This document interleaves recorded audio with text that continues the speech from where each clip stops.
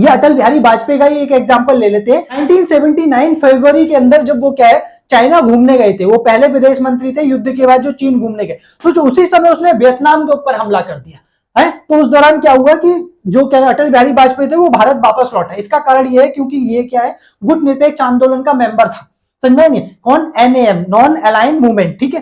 तो इस स्थिति के अंदर भारत किसी भी नॉन अलाइन मूवमेंट पे आक्रमण होता था देशों पे तो वो उनका विरोध करता था। मिस्र पे भी हुआ था, समझ में जब क्या बोलते हैं 1956 में स्वेज जो नहर थी है नहीं, उसपे क्या है ब्रिटेन हो गया, फ्रांस हो गया और इसका इजराइल ने हमला किया था, तो हमने उसका विरोध किया था। क्यों? क्योंकि इसका सदस्य। पर जब 62 में चाइना के साथ हमारा युद्ध हुआ तो हमारा किसी ने साथ नहीं दिया, सारे NM के 10 जो सदस्य थे वो चुप रहे, कंट्रीज है नहीं, नॉन अलाइन मूवमेंट। तो समझते हैं क्या, तो पहला कारण तो ये। दूसरा क्या है, जब 1996 के अंदर क्या भारत और चीन के बीच में संधि हुई थी, विश्वास बहाली की संधि, कब, 1996 के अंदर। उस स्थिति के अंदर भी अटल बिहारी वाजपेयी ने कहा था देखो चीन पे भरोसा नहीं करना है, समझ में नहीं। देखो अटल बिहारी वाजपेयी कई बार कह चुके हैं कि चीन पे भरोसा नहीं करना, और मेरा भी यही मानना है कि चीन पे भरोसा हमें किसी स्थिति में नहीं करना चाहिए, समझ में। तो हम कर भी नहीं रहे, वैसे अलग बात है, ठीक है। क्यों ऐसा कहा, देखो हमारे यहाँ पर क्या है सीधे पहाड़ पड़ते हैं, क्या हमारे यहाँ सीधे पहाड़ पड़ते हैं, उनके यहाँ ये पता है ये पठार हो गया, तिब्बत का पठार। सर पठार कैसे होते हैं, ऐसे समतल होते हैं, ऐसे समतल होंगे फिर डायरेक्ट खत्म हो जाएंगे। पठार के पड़ा होगा भूगोल के अंदर, पठार ऐसे होते हैं, समझ में नहीं। और हमारे यहाँ से पर्वत पड़ रहे हैं, पर्वत समझ में नहीं, ऐसे माउंटेन होते हैं जो चढ़ाई करते हैं, ये देखो कुछ इस तरीके की शेप मान के चलो, समझ में नहीं, ऐसा है नहीं। और उसकी तरफ से क्या है कुछ इस तरीके से, तो वो अपनी आर्मी को आसानी से डिप्लॉय कर सकता है, जबकि हमें क्या है चढ़ाई चढ़नी पड़ जाती है, समझ में। तो उस स्थिति के अंदर क्या है हमें आर्मी भेजने में क्या होगी, मुश्किल होगी, ठीक है। तो ये देखो यहाँ तो हमारी तनाव की स्थिति है ही ऑलरेडी, क्या है सभी को पता है कि जो क्या नाम है इसका हिमाचल प्रदेश हो गया और यहाँ पर उत्तराखंड हो गया, यहाँ आर्मी 8200 किलोमीटर उसने क्या है ट्रांस काराकोरम एरिया पे जो पाकिस्तान ने उसे दे दिया था वो उसके कब्जे में, ठीक है। तो यहाँ तो युद्ध की पूरी स्थिति है ही है। नेक्स्ट नंबर नेवल बेस पे हम नीचे से भी क्या जो सुरक्षित थे वो अब असुरक्षित महसूस कर रहे हैं, क्योंकि इसने मालदीव में सबसे बड़ी क्या है दिक्कत क्रिएट कर दी है चीन को इसमें घुसाकर, ठीक है। समझते दोनों आर्मियों के बीच में पहला कारण INS जटायु। INS जटायु जो है वो मिनिकॉय द्वीप के ऊपर क्या है भारतीय नौसेना का एक अड्डा बना है 2024 के अंदर। इसका कारण क्या है, ये रहा मिनिकॉय। मिनिकॉय मतलब मालदीव से मात्र 524 किलोमीटर दूर है, जबकि ये केरल से जो है वो मात्र 400 किलोमीटर दूर है। इसका मतलब ये है कि अगर कभी भी आपात स्थिति के अंदर किसी भी प्रकार की अजमन यानी कि गोला बारूद रसद अर्ज में है, नेक्स्ट नंबर एयर क्या बोलते हैं फाइटर जेट, इन किसी की भी जरूरत पड़ेगी तो तुरंत उसे क्या है मिनिकॉय द्वीप पर क्या किया जा सकेगा, डिप्लॉय किया जा सकेगा।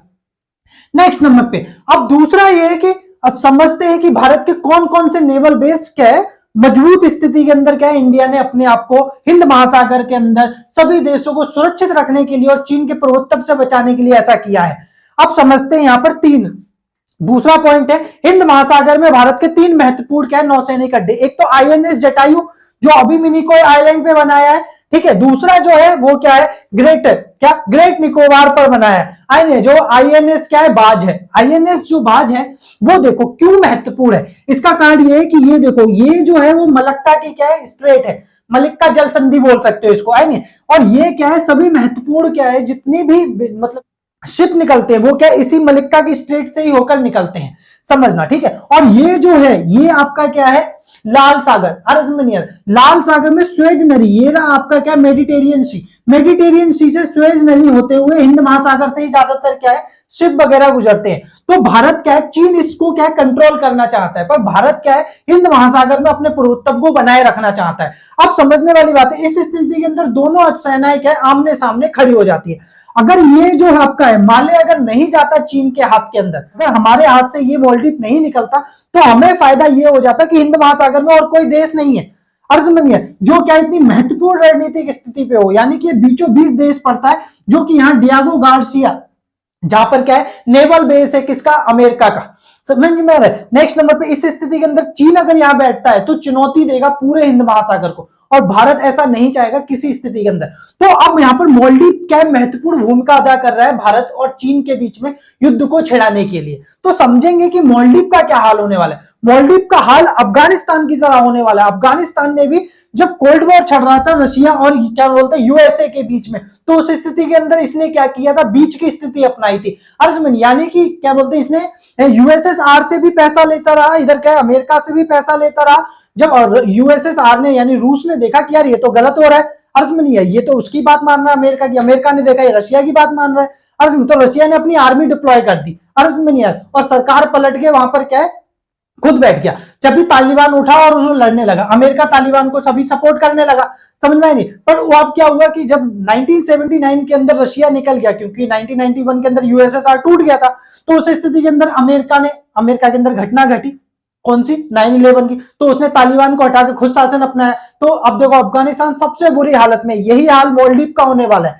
ये इंडिया से देखो पैसा ले रहा है, इंडिया इसके ऊपर अभी जो है वो करीबन 700 करोड़ रुपए इसके इन्वेस्ट कर रहा है, यानी कि इसके ऊपर क्या है जो डेवलपमेंट पे खर्च कर रहा है। इधर चीन भी इससे भरपूर मदद ले रहा है, समझने वाली बात है। अगर ये कल को मान के चलो आज इसे क्या है इंडिया बुरा लगा, तो इंडिया इतना बुरा देश नहीं है, वो शांति से निकल रहा है। चीन इतनी शांति से नहीं निकलने वाला है, अर्ज में नहीं आ रहा। चीन क्या है पूरा मालदीव को बर्बाद कर देगा, तो इस दौरान इंडिया क्या करेगा, उसे डिफेंस करेगा। इन दोनों के बीच में क्या मालदीव खत्म है, समझ में। और सोचो धोखे के अंदर अगर लड़ाई हो जाती है, युद्ध हो जाता है, तो हमारा क्या बिगड़ेगा, अर्ज में नहीं है। चाइना का क्या बिगड़ेगा, कुछ नहीं बिगड़ने वाला, मालदीव खत्म है। अगर एक एक मिसाइल दोनों ने भी दागी अर्ज में एक दूसरे के ऊपर और उसको डिफेंस में अगर लिया गया तो ये पूरा गया।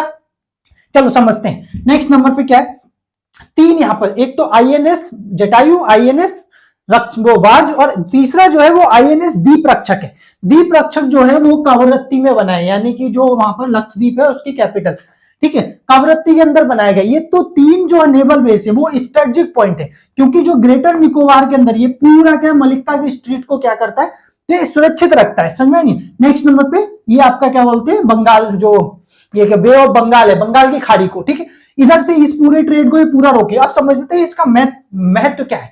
ये क्या है, 8 चैनल डिग्री पर बना हुआ है, ये जो क्या नाम है आपका मिनिकॉय आइलैंड है, अरे इसमें जहां पर हमने जटायु बनाया आईएनएस, तो यहां से जितने भी निकलेंगे तो ये सारे यहीं से होकर गुजरेंगे, समझ में। तो भारत की पूरी देखरेख रहेगी कि किसी तरीके की कोई भी जास्ती ना हो, आई नहीं। और सभी देशों को क्या है, इंडिया ने अनाउंस किया हुआ है कि हम उनकी संप्रभुता बचाने के लिए क्या है तत्पर है, यानी कि अगर कोई भी मदद मांगता है तो हम मदद उसे देंगे। इसका कारण यह हिंद महासागर के अंदर किसी हालत में भी भारत अपने प्रभुत्व को चुनौती नहीं देने देगा किसी देश को भी। तो उस स्थिति के अंदर क्या होगा, अर्ज में उस स्थिति के अंदर क्या चीन और भारत की क्या नेवी एक दूसरे के आमने सामने टकराती हुई नजर आएंगी। तीसरा कारण समझते हैं कि भाई जो चीन के कौन कौन से नेवल बेस है। तीसरा कारण चीन के नेवल बेस एक तो डिजिबूती के अंदर है, अर्ज में नहीं है। दूसरा उसने क्या है हम्बनटोटा, आए ना क्या हम्बनटोटा श्रीलंका के अंदर इसका एयर बेस है, वो सॉरी नेवल बेस है। और यहां पर पाकिस्तान का गवदार अर्ज में नहीं नेवल बेस है।